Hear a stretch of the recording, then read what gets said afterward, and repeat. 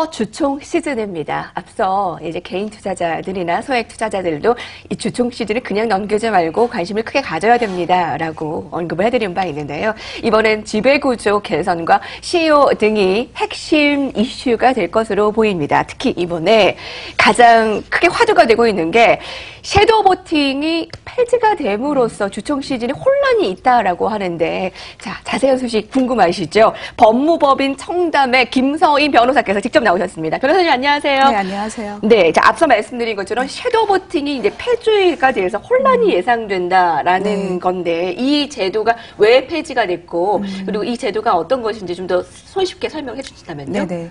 그 섀도우 보팅 제도라는 것은 그 주주총회에서 의결 정족수가 부족한 경우에 예탁 결제원이 보유하고 있는 주식으로 그 의결권을 대리 행사해주는 제도입니다. 예를 들어서 그 한 회사의 주주가 100명이 있다면 네. 그 중에서 10명이 회사의 주총에 참석을 한 경우를 가정을 해보도록 하겠습니다. 10명 중에 8명이 그 의안에 찬성을 했고 네. 또 2명이 반대를 했다. 그러면 상식적으로 생각할 때는 찬성한 인원이 과반수가 넘었기 때문에 네. 이 의안은 통과되어야 할 것으로 보통 상식적으로 생각을 하는데, 이게 상법상 발행주식 총수라고 해서 전체 주식 중에 25%를 확보해야만 의안이 통과될 수가 있습니다.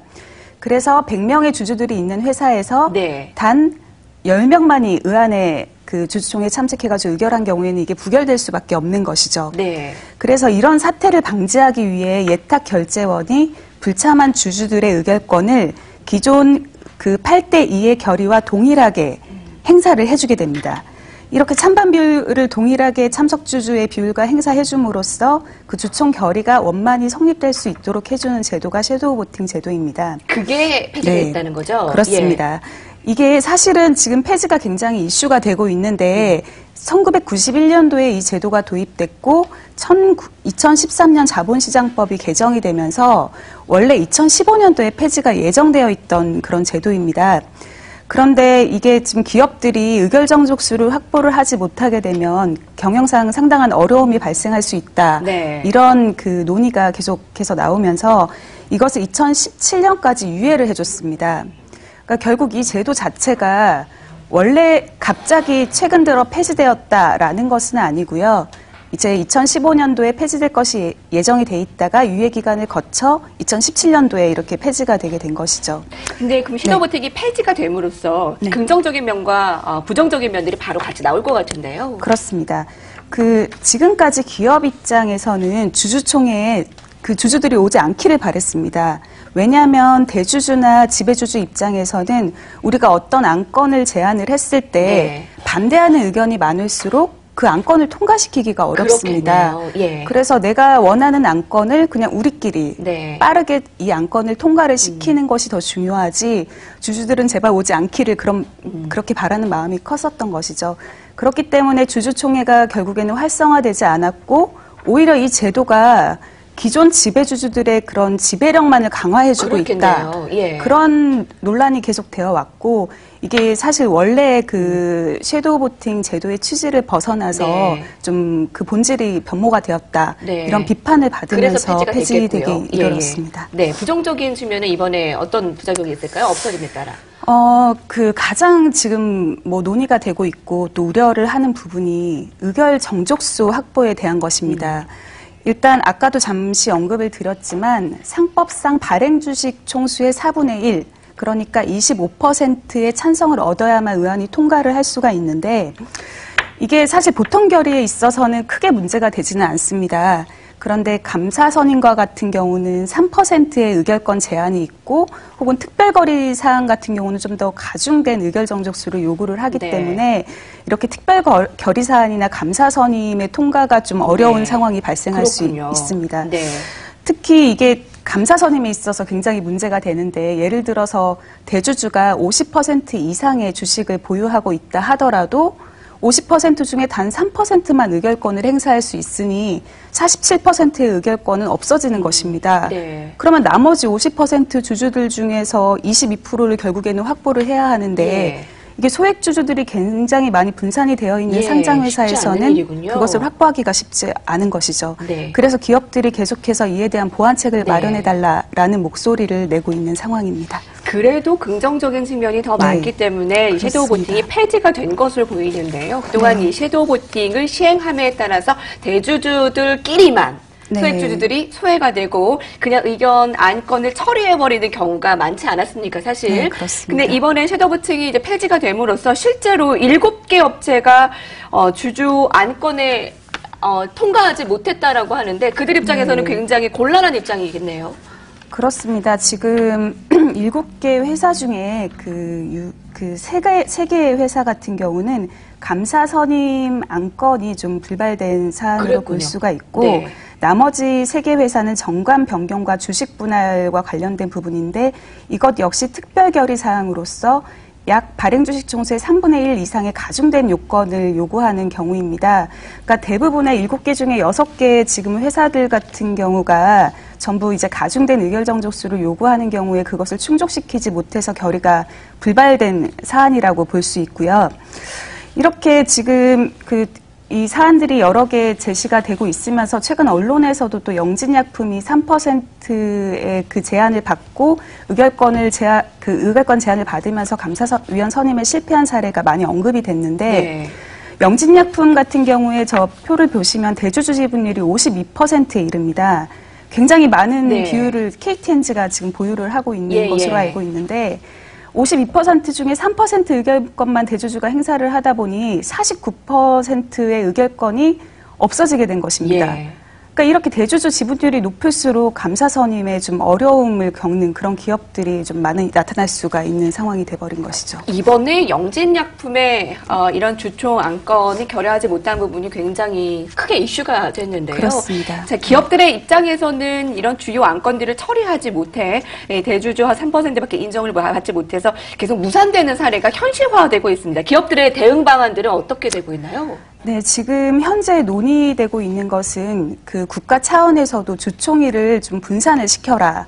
슈퍼 주총 데이라고 해서 대부분의 주총이 3월 말에 몰려 있고 다른 그 기업들이 정부 차원에서 주총일을 분산을 시키고 이거를 만약에 집중일에 개최를 하는 경우에는 이 개최를 집중일에 하는 사유에 대해서 공시하도록 하고 또 공시하지 않으면 이제 좀 여러 가지 제재를 취하는 방식으로 주총 분산하는 프로그램을 좀 이렇게 도입을 한 상황이고요. 네네. 또 하나는 이제 공인 인증만으로 손쉽게 그 인터넷이나 모바일을 통해서 전자 투표를 할 수 있는 제도를 또 두고 있습니다.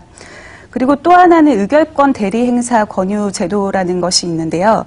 이 제도는 자본시장법상 위임장과 그 참고 서류를 공시해서 회사 직원들이나 뭐 소액주주 측에서는 뭐 자발적으로 네. 그거를 공시를 할 수도 있고 직접 찾아다닙니다. 직원들이 각 주주들을 찾아다니면서 우리한테 이번 의안에 관해서 찬성을 해달라 이런 식으로 위임장을 받아서 네. 뭐 적극적인 방법으로 이제 의결 정족수를 확보하는 그런 방안들이 논의되고 있죠. 네. 자, 그럼 그 소액 투자자들이나 그런 주주들의 역할이 굉장히 강화된 것 같아요. 그렇습니다. 그 정부 차원의 보완책 마련도 시급해 보인다면서요? 네, 그렇습니다. 정부 차원에서도 사실 여러 가지 대응책을 지금 논의를 하고 있는 것으로 보이는데 일단은 전자투표 제도로 손쉽게 우리가 의결권을 주주들이 행사할 수 있게는 되었지만 아직까지 홍보가 부족해서인지 그렇게 적극 활용되지는 않고 있는 것으로 보입니다. 그래서 정부에서도 이 전자투표를 하는 경우에 뭐 선착순으로 예. 기프티콘을 준다든지 모바일 상품권을 준다든지 지금 하는 제도를 시행을 하고 있고요. 또 이 공인인증서의 범위도 좀 손쉽게 접근할 수 있도록 그 범위를 확대시키는 네. 방안도 또 논의가 되고 있습니다. 그래서 손안의 주주총회라면서 지금 화면에 그렇습니다. 나오고 있네요. 좀 더 네네. 손쉽게 이런 주주의 역할을 할 수 있도록 네네. 정부의 역할이 좀 바뀔 것 같고요. 자, 그런 개인 투자자 입장에서 오늘 여러분 그냥 쉽게 듣고 지나갈 이슈가 아닌 것 같습니다. 굉장히 주요한데요. 이 섀도우 보팅 폐지가 앞으로 개인 투자자들이 그 기업들 판단하는 데 있어서 어떤 역할을 할 것인지 주가에는 어떤 영향을 미칠지 궁금한데요. 아, 네. 제가 투자 전문가는 아니지만 상법상 아까도 잠시 말씀드렸는데 발행 주식 총수의 4분의 1, 그러니까 전체 발행된 주식의 25%의 주식을 확보해야만 적법한 주주총회를 개최할 수가 있습니다. 그런데 대주주 지분율이 굉장히 낮은 회사고 소액주주들이 많이 분산이 되어 있다면 이런 의결 정족수 확보에 굉장히 어려움을 겪을 수가 있겠죠. 그래서 이렇게 그 대주주 지분율이 낮은 경우는 그 당의 대주주나 지배주주가 지분율을 높이기 위해 주식을 많이 매집하는 경향이 생길 수 있습니다. 그렇게 주식의 매집이 많아지면은 당연히 그 주가를 상승시키는 요인이 될 수가 있고요. 사실 이 자금력이나 여러 가지 환경적인 이유가 있기 때문에 주식을 매집하는 것도 대주주 입장에서는 한계가 있을 수 있습니다. 네네. 그렇기 때문에 가장 그 기업이나 지배주주 입장에서 그 생각하는 부분은 의결권 대리행사 권유를 통해서 이제 우리 쪽에 어떠한 위임을 해달라 이런 그런 정책을 많이 펴게 될 텐데요. 그러기 위해서는 주주들을 설득할 수 있는 그런 정책들을 펼 필요가 있습니다. 여러 가지 배당이라든지 이런 것들을 통해서 우리가 주주들한테 가까이 다가가고 있다라는 네. 것을 보여줄 필요가 있고요. 그래서 그 실제 올해 그 섀도우 보팅 제도가 폐지된 이후에 네. 최근의 배당률 중에 가장 높은 배당률을 올해 기록한 것으로 알고 있습니다. 주주 친화적으로 계속 네네, 변화하고 계속 있고요. 그렇게 변화하는 예. 추세로 지금 나아가고 있는 것으로 보이고요. 그래서 이렇게 대주주 지분율이 낮은 회사, 네. 그리고 소액주주들이 많은 회사들의 경우에는 이런 다양한 정책들로 인해서 좀 주가가 상승할 요인이 있을 수 있다. 투자 전문가들이 네. 그렇게 얘기를 하고 있는 그렇군요. 것으로 알고 있습니다. 네. 자, 이번에 2018 슈퍼 주총 시즌을 맞아서 특히 변화된 이 법률, 섀도우 보팅 폐지에 따라서 앞으로의 향방 알아봤는데요. 실질적인 방안 등에 대해서는 내일 리엔제이 마커드 아시아 이태훈 대표가 그 분석을 주주관리회사 차원에서 알려드리겠습니다. 오늘은 법무법인 청담 김서인 변호사께서 도움 말씀 주셨습니다. 변호사님 감사합니다. 감사합니다.